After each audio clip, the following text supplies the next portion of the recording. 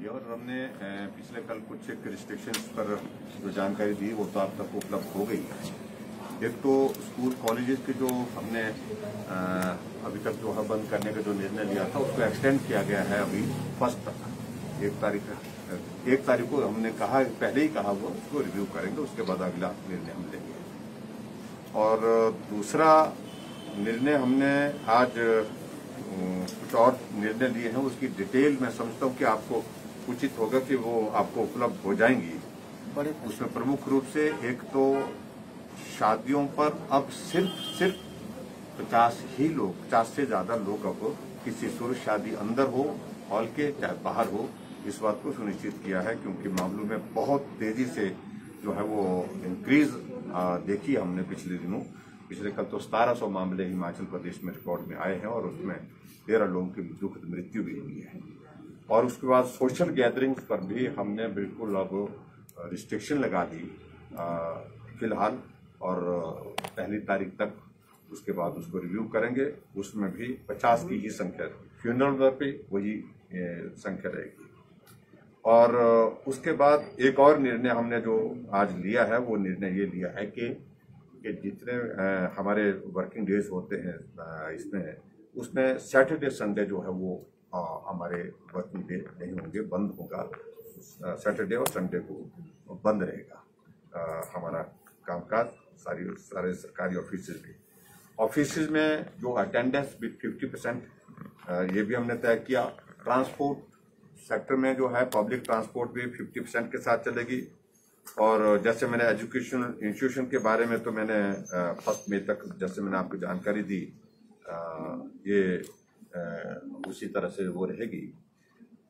और इसके बाद जो रिलीजियस गैदरिंग्स है, जो पर्टिकुलरली खास तौर से जो हमारे मंदिर वगैरह में अभी तक उसको नवरात्रों तक हमने उसको जारी रखा है।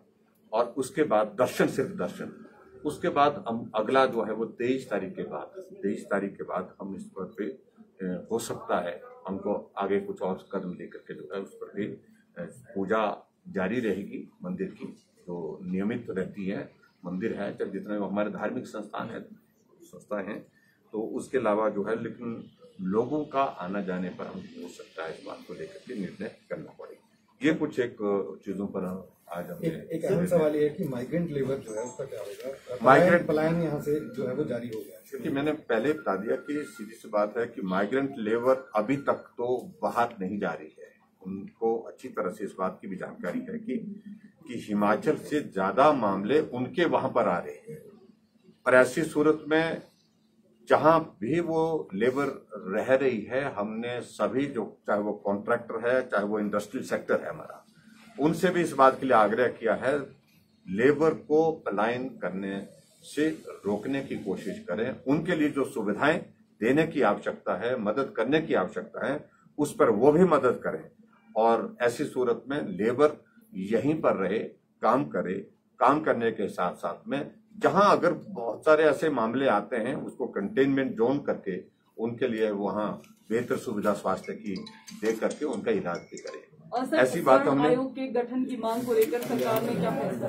अभी मुझे इसी पर बात पूरी करने दीजिए। तो इसलिए मेरा भी आग्रह है, खासतौर से जो माइग्रेंट लेबर हमारे पास है हिमाचल प्रदेश में, जिनका हिमाचल के विकास में बहुत बड़ा एक योगदान रहता है।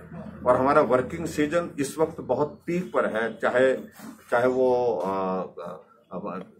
भवन का निर्माण हो, पुल का निर्माण हो, चाहे हमारी सड़कों का निर्माण हो, चाहे कोई भी विकास कार्य की गतिविधि। और उसके साथ इंडस्ट्रियल सेक्टर भी हमारा जो है वो जो महत्वपूर्ण है, उसमें भी उनका एक बहुत बड़ा कॉन्ट्रीब्यूशन रहता है। ऐसी सूरत में हमारी कोशिश यही है कि माइग्रेंट लेबर यहीं रहे और उनके लिए जो फैसिलिटेट करने की जो जरूरतें हैं सरकार और जो कॉन्ट्रैक्टर हैं, इंडस्ट्रियल सेक्टर के जो लोग हैं, वो सब लोग मिलकर के चिंता करें। सर, जो बाहरी राज्यों से आ रहे हैं क्या उनकी स्क्रीनिंग होगी? जो कार्यक्रम फिलहाल स्थगित कर दिया, सारा सब कुछ हमने, रैलीज बिल्कुल स्थगित है, छोटी मीटिंग सिर्फ 50 की उपस्थिति के साथ मीटिंग करने। सर, जो इंटरस्टेट मूवमेंट होनी है, क्या स्क्रीनिंग होगी उसकी? जो बाहर से आ रहे हैं या पर्यटक आ रहे हैं, चाहे हाई नॉर्मल से आ रहे हैं, क्या उनकी स्क्रीनिंग को लेकर भी कुछ ऐसा? देखिए, बॉर्डर एरिया पे स्क्रीनिंग, एक तो बॉर्डर एरिया से लोगों का आना जाना बहुत कम ऐसे ही हो गया है, टूरिस्ट बहुत कम आ रहा है, ना के बराबर आ रहा है, एक बात ये मैं बड़ा स्पष्ट कर दूं। दूसरा, उसके बावजूद जो बॉर्डर एरिया से जो हिमाचल प्रदेश में जो प्रवेश हो रहे हैं, फिलहाल हमने उनके ऊपर रिस्ट्रिक्शन तो नहीं लगाई है, लेकिन इतना जरूर है, हम इस बात को लेकर के अब आगे बढ़ रहे हैं उस दिशा में कि जो बाहर से ऐसी जगह से जहां संक्रमण बहुत ज्यादा फैला है, उन स्थानों से जो आ रहे हैं लोग, वो सेल्फ जो है वो क्वारंटाइन करें, होम क्वारंटाइन करें। सरकार कैसे चेक करेगी सर? देखिए, उसमें सरकार, देखिए, आदमी की जिम्मेवारी समाज की जिम्मेवारी नहीं है क्या? समाज को देखिए, इतना बड़ा संकट दुनिया के सामने, देश के सामने, प्रदेश के सामने है, समाज की जिम्मेवारी आखिरकार कहीं तो फिक्स करनी पड़ेगी।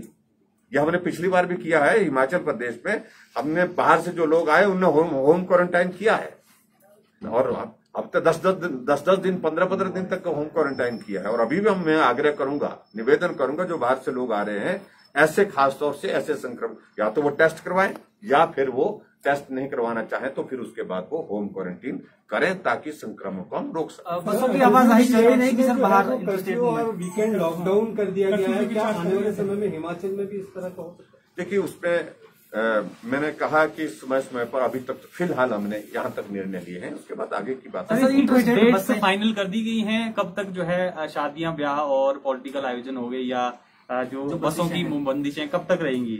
अभी तो हमने कहा कि 1 तारीख को रिव्यू करेंगे, 1 मई तक। तो सर, क्या बसें जो है वो इंटरस्टेट मूवमेंट उसकी चलती रहेगी? नहीं चलती रहेगी। सर, क्या 3 महीने के अंतराल के बाद स्वर्ण आयोग का गठन किया जाएगा? देखिए, अभी आज उन्होंने अपना पक्ष रखा है, उन्होंने अपनी बात रखी है, हमने उनके साथ कहा कि हम इस सारे एस्पेक्ट जो आपने प्रस्ताव रखा है हमारे सामने, इसको एग्जामिन कर लेंगे, इस पर चर्चा कर लेंगे, बातचीत कर लेंगे, इसका लीगल एस्पेक्ट भी देखेंगे, इसकी इम्प्लीकेशंस क्या है, उन सारी बातों पर चर्चा करने के बाद उसके बाद 3 महीने के अंदर हम कोशिश करेंगे, उनके साथ बैठेंगे, बैठ करके क्या रास्ता निकलता है उसके बाद फिर आगे बात करेंगे। सर, दिव्यांग को एग्जेम्प्ट कर दिया गया है कई स्टेट्स ने ड्यूटीज के लिए, हिमाचल में क्या रहेगी व्यवस्था? हिमाचल प्रदेश में भी जो हमने 50% के साथ जो हमने पहले बात कही है, उसमें जो है हमारे जो हैंडीकैप हैं जो लोग हैं, उनको वो भी जो है वो 1 तारीख तक वो उस पर रहेंगे। Thank you.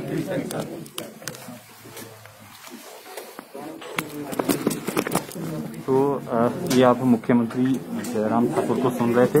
साफ तौर पर इन्होंने कहा है कुछ नई बंदिशें जो है वो लगाई गई हैं। शादी ब्याह पर जो है अब पूर्ण रूप से हम कह सकते हैं कि 50 की जो संख्या है वो निर्धारित की गई है। 50 से अधिक लोग जो हैं अब अलाउड नहीं किए जाएंगे, और जो पॉलिटिकल रैलीज हैं या जो दूसरी धार्मिक रैलीज हैं उन पर भी ये प्रतिबंध जो है वो लगा दिए गए हैं। अब केवल 50 लोग ही जो है वो अलाउ होंगे, 50 लोगों की ही गैदरिंग जो है वो अलाउ होगी।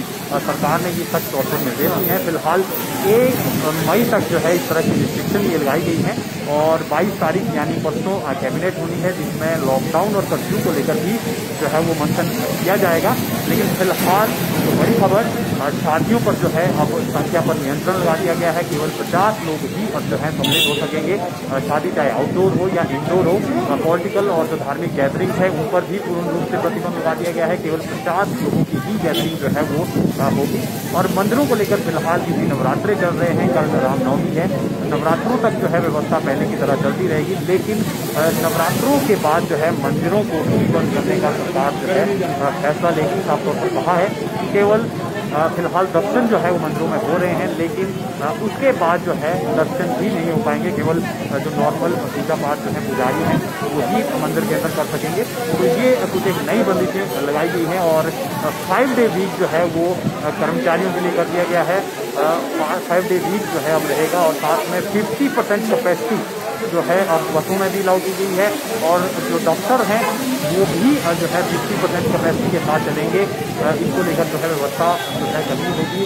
जो अधिकारी होंगे वो सुनिश्चित करेंगे कि कौन स्टाफ जो है वो 3 दिन आएगा और कौन स्टाफ जो है अगले 3 दिन आएगा। तो ये तमाम जो बंदिशें हैं आज लगाई गई हैं कोविड के मामलों में जिस तरह से इजाफा हुआ है, सरकार इसको लेकर काफ़ी सतर्क है और 22 तारीख यानी परसों कुछ और निर्णय जो है हो सकते हैं। नाइट कर्फ्यू पर जो है सरकार विचार कर सकती है या लॉकडाउन पर जो है कुछ दिनों के लिए विचार कर सकती है। तो फिलहाल के लिए इतना ही। आप बने रहें पंजाब केसरी हिमाचल के साथ।